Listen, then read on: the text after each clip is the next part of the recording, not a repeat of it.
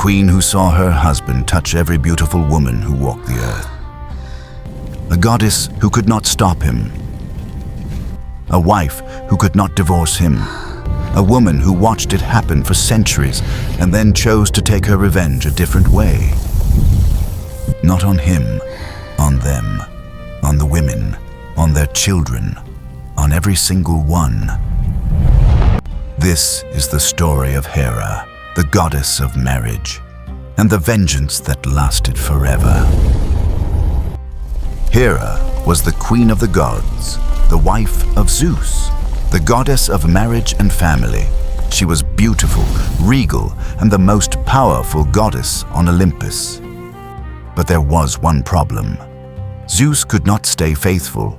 He pursued goddesses. He pursued nymphs. He pursued mortal women. He pursued queens. He pursued anyone who caught his eye. And Hera saw all of it. Think about that for a second. The goddess of marriage was married to the most unfaithful god in existence. She could not punish Zeus directly. He was the king. He was stronger than her. So she did the next best thing. She made every woman he ever touched suffer for it. And she made their children suffer too, for eternity. The first victim of Hera's wrath was Io. Io was a beautiful mortal princess and a priestess of Hera herself. Zeus saw her and wanted her. He came to her in disguise. He seduced her. But Hera grew suspicious. She came down from Olympus to catch them. Zeus panicked. To hide what he had done, he turned Io into a white cow before Hera arrived. Hera saw the cow immediately. She knew exactly what Zeus had done. She did not say anything. She simply asked Zeus to give her the cow as a gift. Zeus could not refuse without revealing the truth. He gave her Io. Hera tied the cow to a tree and set Argus, a 100-eyed giant, to watch her. Argus never closed all his eyes at once. Io could never escape. When Hermes finally killed Argus to free Io, Hera was not done. She sent a fly to torment Io for years. The fly stung her endlessly, driving her across the world in agony. Io ran from continent to continent, half mad with pain. Eventually, Zeus turned her back into a woman, but by then she had suffered for years. The next victim was Leto. Leto was a titan. Zeus got her pregnant with twins. When Hera found out, she did the most cruel thing imaginable. She forbade every piece of solid ground in the world from allowing Leto to give birth. Every island, every continent, every mountain, every patch of dirt. If Leto stepped on solid ground, she could not deliver. Leto wandered the world in agony with twins kicking inside her, unable to give birth anywhere. Then Hera sent Python, a massive serpent, to hunt her down and kill her. Leto ran, pregnant, hunted, with nowhere to land. Finally, Zeus's brother Poseidon took pity on her. He raised an island from the sea called Delos. An island that floated, not solid ground. The curse did not apply. Leto landed on Delos and gave birth to two of the most powerful gods who ever existed. Apollo, god of music and sun, and Artemis, goddess of the moon and the hunt. Hera's revenge had failed, but she was just getting started. Hera's next victim was a mortal princess named Semele. Zeus had fallen deeply in love with her. He visited her in human form. She became pregnant with his child. Hera disguised herself as an old nurse and visited Semele. She whispered in her ear. She said, "Are you sure that man is really Zeus? What if he is just a mortal who lied to you?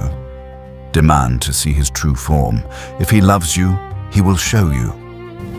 Semele believed her.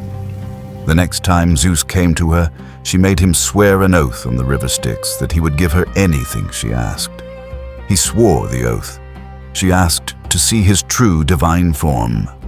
Zeus begged her to take it back. He knew what would happen, but the oath could not be broken. He revealed his true form, pure divine fire and lightning. The form no mortal could survive. Semele burned to death instantly in front of him.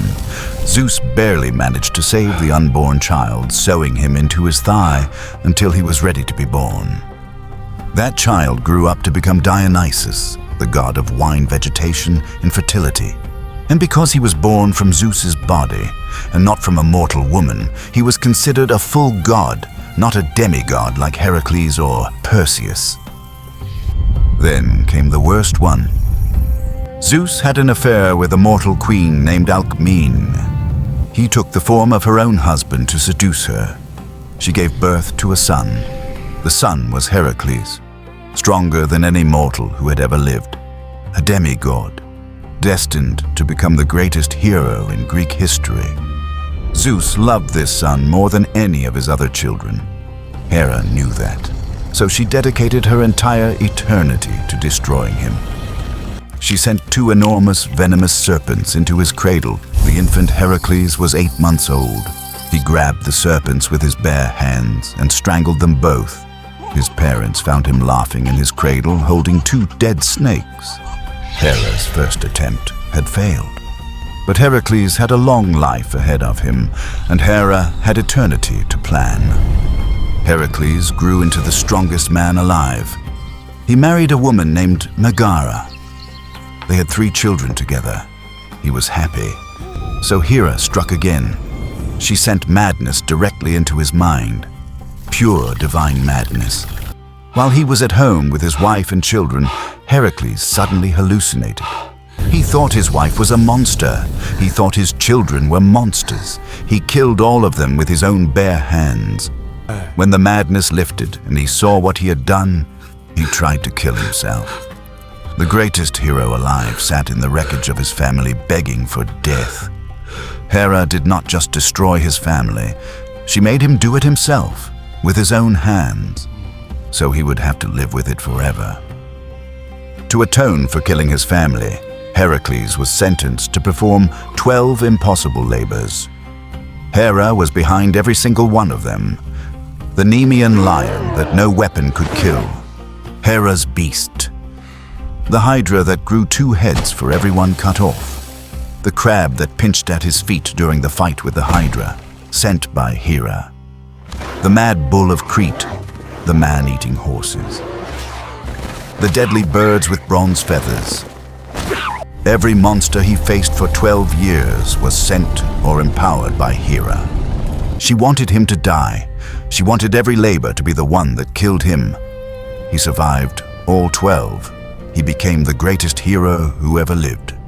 Even after Heracles completed the 12 labors, Hera was not done. She kept tormenting him for the rest of his life. She drove him to do things he would regret. She manipulated his second wife into giving him a poisoned shirt that burned his skin off. He died in agony on a funeral pyre. Only after his mortal body burned away and his divine half ascended to Olympus did Hera finally stop. And here is the most twisted part. Once he became a god, she pretended none of it had happened. She married him to her own daughter. She acted like a loving stepmother, as if she had not spent his entire mortal life trying to kill him.